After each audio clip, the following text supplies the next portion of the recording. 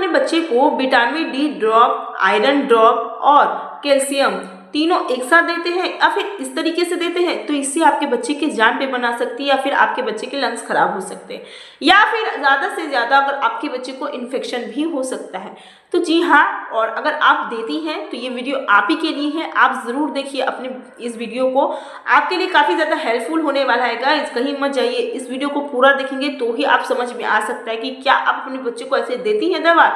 तो बात इसी टॉपिक पे है। तो चलिए, how are you, welcome to my channel Naisa life style.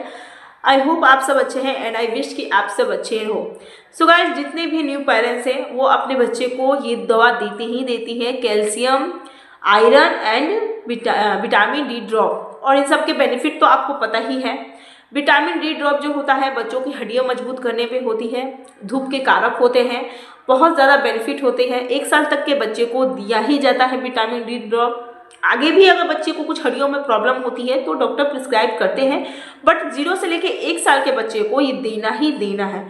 Iron और कैल्शियम तो आपको पता ही है, ये बच्चे के खून की कमी को पूरा करता है, बच्चे को जो मैंने कहा हड्डियां मजबूत करता है, बच्चे में विटामिन देता है। जिस बच्चे के शरीर बहुत ज़्यादा रोगी है, बहुत ज़्यादा दुबला पतला सा भी है, ये उनमें भी काम करता है, बच्चे के खून की कमी को ठीक करता है, एनीमिया की शिकायत को कमी करता है। बच्चों में बहुत ज़रूरी होता है iron, calcium, vitamin D drop देना, बट अगर आप इसे गलत तरीके से देते हैं तो इस पर बच्चे का असर पड़ सकता है।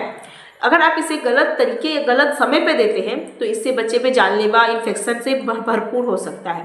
तो बात इसी टॉपिक पे आज है।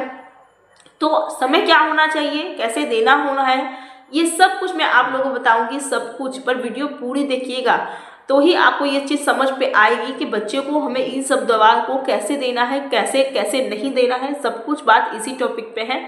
तो बात यही है कि अगर आप बच्चे को कभी भी किसी समय पे विटामिन डी ड्रॉप दे रहे हो जो धूप का कारक होता है, मैं कहती हूँ ये कम से कम अगर आप दोपहर में दे रहे हो तो ठीक है, वरना आप कोई भी समय पे भी दे सकते हो विटामिन डी ड्रॉप। उसमें कोई भी ऐसी नहीं है कि विटामिन डी ड्रॉप आप दोपहर में, सुबह में कभी भी दे सकते हो, बट अधिकतर दोपहर में दीजिएगा।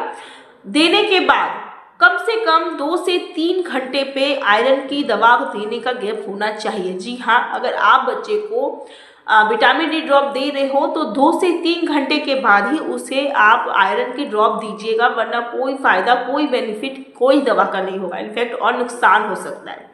दूसरी बात है कि आप कैल्शियम और आयरन की दवा को कभी भी विटामिन जो है ड्रॉप को कभी एक साथ मत दीजिएगा।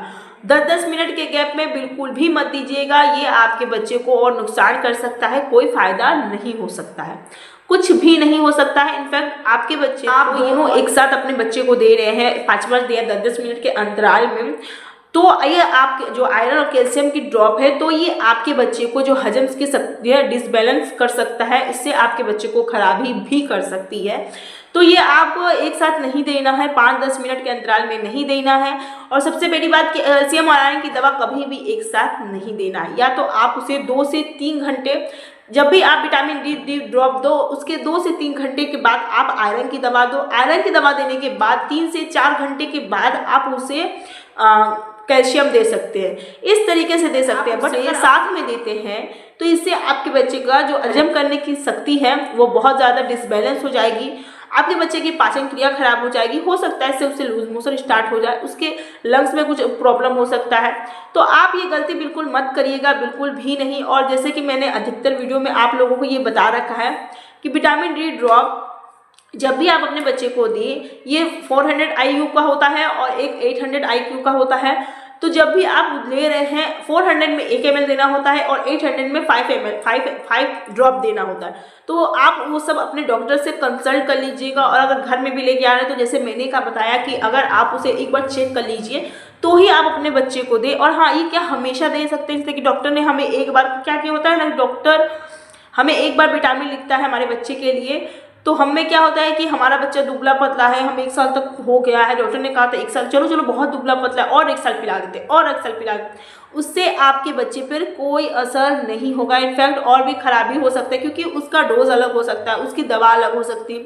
बहुत सारे पेरेंट्स क्या करते हैं कि अगर 1 साल पहले उन्होंने 2.5 ml बोला है ना, तो 1 साल बाद उसका 3-4 ml 5 ml कर देते हैं। तो आपको तो डोज पता ही नहीं है, बस अपने दिमाग से उसको बढ़ा देते हैं, घटा देते हैं या फिर कुछ भी कर देते हैं। तो वो गलती आप प्लीज़ मत करिएगा।